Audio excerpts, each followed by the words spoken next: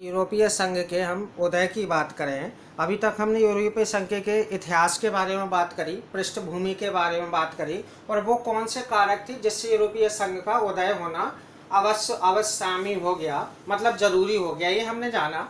अब हम यूरोपीय संघ के उदय के और जो तत्कालिक कारण थे या मुख्य कारण थे या जिसको ये कह सकते हैं कि इन्हीं कारणों ने यूरोपीय संघ के उदय में मुख्य भूमिका निभाई, तो हम कह सकते हैं। तो पहला क्या था भाई, जब सेकंड वर्ल्ड वार हुआ तो सेकंड वर्ल्ड वार का मुख्य केंद्र कौन था? यूरोप था। जब मुख्य केंद्र यूरोप था तो सबसे ज्यादा विनाश भी यूरोप में हुआ और यूरोप में बहुत ज्यादा क्षति हुई, जान की, माल की, और अर्थव्यवस्था पूरी तरह से चौपट हो गई। सैनिक बहुत ज्यादा मारे गए, जो दुनिया में उसका रुतबा था, दबदबा था, वो पूरी तरह से क्षतिग्रस्त हो चुका था, धूमिल हो चुका था। दूसरा इसका कारण था कि मानव क्षति बहुत हुई, विश्व स्तर पर जो इसकी साख थी वो धूमिल हो गई थी।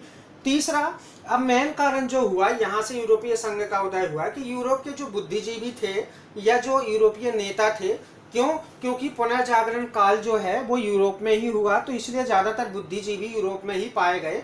तो उन्होंने ये देखा कि आखिर हम लोगों की इतनी बुरी स्थिति हुई क्यों।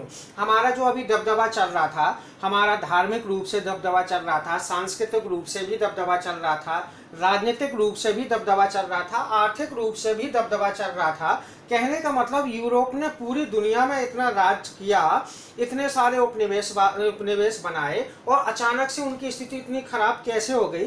तो इस पर एक कमेटी बैठी बुद्धिजीवियों की और नेताओं की। इन्होंने आत्ममंथन किया, विचार विमर्श किया, और इनमें एक मत में ये आया कि भाई हम आपसी मतभेद कर रहे थे। क्यों कर रहे थे? क्योंकि हम एक दूसरे को अपना गुलाम बनाना चाहते थे, और जो नेचुरल रिसोर्सेज थे, प्राकृतिक संसाधन थे, उसकी होड़ हमारे अंदर थी। इसलिए हमने ये सेकंड वर्ल्ड वार को जन्म दिया और सबसे ज्यादा हानि भी हमें ही हुई। तो इन्होंने सोचा कि क्यों ना इन मतभेदों को खत्म किया जाए, तो यूरोपीय संघ का उदय हुआ। अब जब सेकंड वर्ल्ड वार हुआ और उसके बाद की अगर स्थिति पे ध्यान दिया जाए, तो सेकंड वर्ल्ड वार के बाद जो तनाव की स्थिति वो यूएसआर यानी सोवियत संघ रूस और संयुक्त राज्य अमेरिका यानी यूएसए के बीच में हो गई थी। यानी साम्यवादी और जो पूंजीवादी है, इनके बीच में तनाव था। जब इनके बीच में तनाव था तो सत्ता के केंद्र अब ये दोनों रह गए थे, तो अब यूरोप पर उतना ज्यादा दबाव नहीं था। और उसी बीच में अमेरिका ने 1948, 49, 50 के समय में क्या करा, नाटो का गठन किया। नाटो से यूरोप को भी उसमें शामिल किया गया। कौन सा? पश्चिमी यूरोप को। तो इससे पश्चिमी यूरोप को एक सुरक्षा कवच भी मिल गया, और सुरक्षा कवच मिलने से अब वो निष्फिकर हो गए और इससे वहां पर शांति आई। और जब शांति आई तो यूरोपीय संघ के बनने के लिए एक अच्छा सा अनुकूल वातावरण बना। इन नेताओं ने विचार विमर्श किया और यूरोपीय संघ का जन्म हुआ। इन्होंने क्या करा, अन्य देशों की, अब इन्होंने जब देखा तो इन्होंने देखा भाई बहुत सारे देश है दुनिया में, उन देशों में एक जैसे विचार नहीं है, एक जैसी उनकी सांस्कृतिक विरासत नहीं है, एक जैसा उनका इतिहास नहीं है। लेकिन यूरोप के जो देश है, इनके विचार भी एक जैसे मिलते हैं, इनकी राजनीति में भी बहुत ज्यादा समानता पाई जाती है। तो ऐसा होने से इनको जल्दी से एक साथ किया जा सकता है।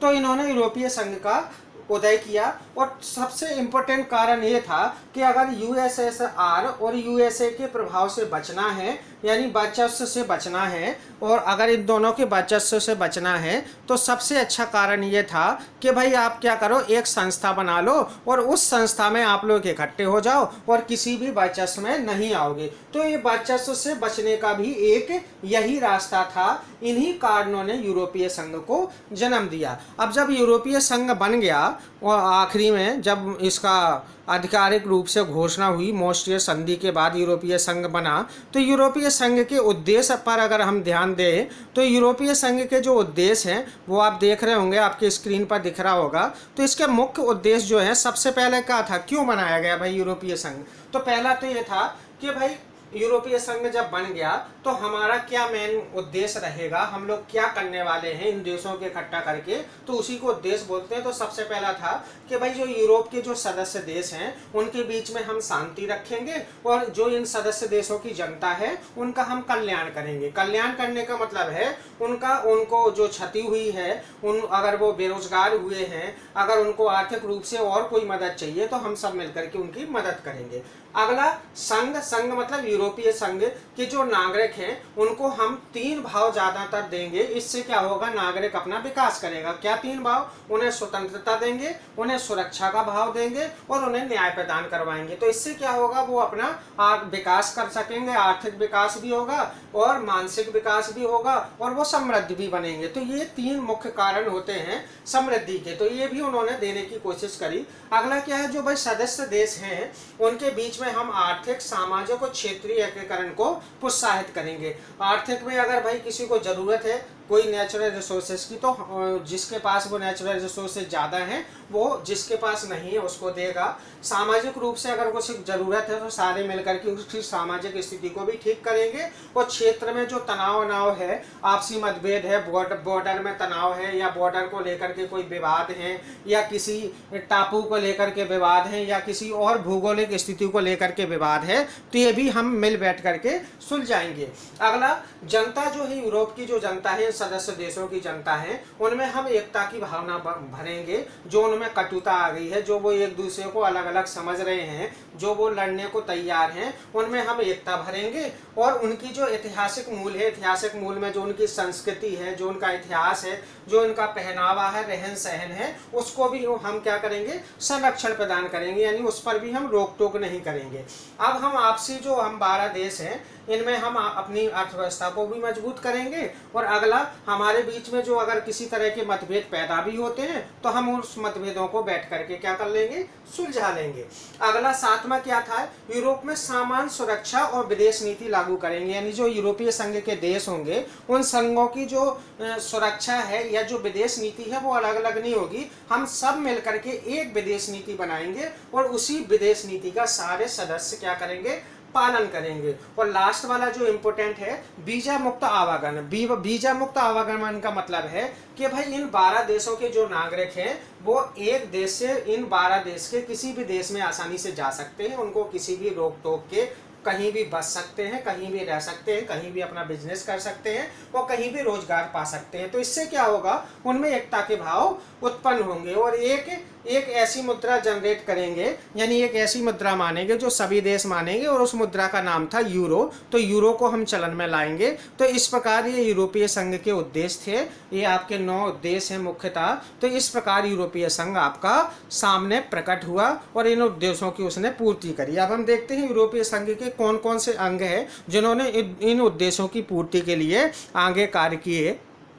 तो अगर हम यूरोपीय संघ के अंगों की बात करें तो यूरोपीय संघ में 7 अंग हैं। 7 अंगों में सबसे पहला अंग है यूरोपीय संसद, यानी यूरोप की पार्लियामेंट। अब ये क्या कार्य करती है, ये कार्य करती है कि भाई यूरोप के जो अधिकार क्षेत्र में जो भी जमीन आ रहा है, यानी जो भी उसका भूगोल है, उस भूगोल के अंदर, उस राजनीतिक भूगोल के अंदर कानून बनाएगी, उसके संरक्षण के लिए कानून बनाएगी और समय समय पर अगर जरूरत है तो बने हुए कानूनों को क्या करेगी, संशोधित करेगी। तो ये यूरोपीय संसद का कार्य था, यानी उद्देश्य था। नंबर दूसरा क्या है, अब संसद का कार्य कानून बनाना था और कानूनों में संशोधन करना था। तो दूसरी आ गई यूरोपीय संघ की परिषद। तो ये संसद का ही एक पूरक अंग है। पूरक अंग मतलब इसकी सहायता के लिए ये परिषद बनाई गई है। ये परिषद क्या करती है, जो संसद में कानून बने हैं, जो विधायी कार्य हुए हैं, जो कानून बन रहे हैं संसद में, उन्हीं कानूनों को और लागू करना और उन विधायी कार्यों में, उन विधायी यानी उन कानूनों में इस संसद की मदद करना, व्याख्या करके उसको और सुझाव देना, ये यूरोपीय संघ की परिषद का कार्य है। अगला तीसरा जो अंग है वो है यूरोपीय आयोग। तो तीसरा अंग है यूरोपीय आयोग। ये क्या करता है भाई, जो कानून बनना है, जिन कानूनों पर मोहर लगना है, जिन कानूनों का संसद में चर्चा होनी है, उन कानूनों का एक स्ट्रक्चर बनाना है, यानी उस कानूनों में क्या क्या बातें होनी चाहिए ये यूरोपीय आयोग ही करता है। उसका मसौदा तैयार करता है, यानी एक स्ट्रक्चर तैयार करता है, या आप इसको प्रारूप भी बोल सकते हैं, ये भी करता है। और यूरोपीय संघ के जो दिन प्रतिदिन यानी डेली कौन कौन से कार्य होंगे, कौन कौन सी कार्रवाइयाँ होंगी, कौन कौन से कानून बनने चाहिए, कौन कौन से नहीं बनने चाहिए, इनका ये देखरेख करता है, जिसको यूरोपीय आयोग कहते हैं। ये तीसरा अंग है आपका। चौथा अंग है आप यूरोपीय परिषद, इसको सर्वोच्च संस्था कहते हैं। ये कार्य क्या करती है कि यूरोप को देश विदेश या दुनिया से किससे संधि करनी चाहिए, किससे संधि नहीं करना चाहिए, उन संधियों का अनुमोदन करती है, यानी उन संधियों को करना चाहिए या नहीं करना चाहिए, यही निर्णय लेती है। और आगे ये अगर यूरोपीय देशों के बीच में किसी तरह का टकराव है, मनमुटाव है या किसी चीज़ का मतभेद है, तो उनका निपटारा भी ये यूरोपीय परिषद करती है, इसलिए ये सर्वोच्च संस्था कहलाती है यूरोप की। अगला है आपका संघ का न्यायालय।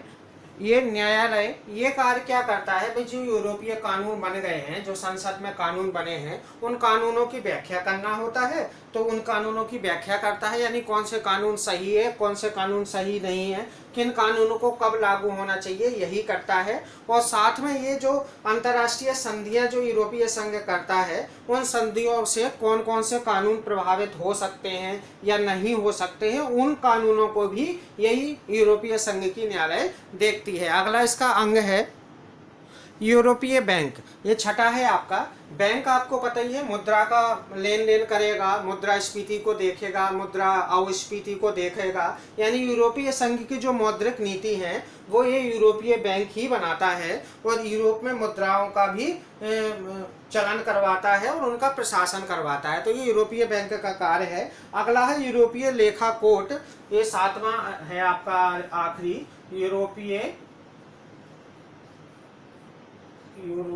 लेखा कोर्ट। इसके नाम से ही पता चल रहा है लेखा कोर्ट है, यानी ये लेखांकन करता है, रजिस्टर का कार्य करता है, देखरेख का कार्य करता है, यानी इसमें जो बजट जो इनका आया है, यूरोपीय संघ का जो बजट आया है, उस बजट का कितना भाग कहाँ खर्च होना चाहिए, उस बजट का कितना भाग कहाँ खर्च हुआ है, वो सभी का लेखा जोखा यही रखता है, जिसका नाम है यूरोपीय लेखा कोर्ट। तो इस प्रकार यूरोपीय संघ के 7 अंग हैं, इन 7 अंगों के आपको कार्य पता चले।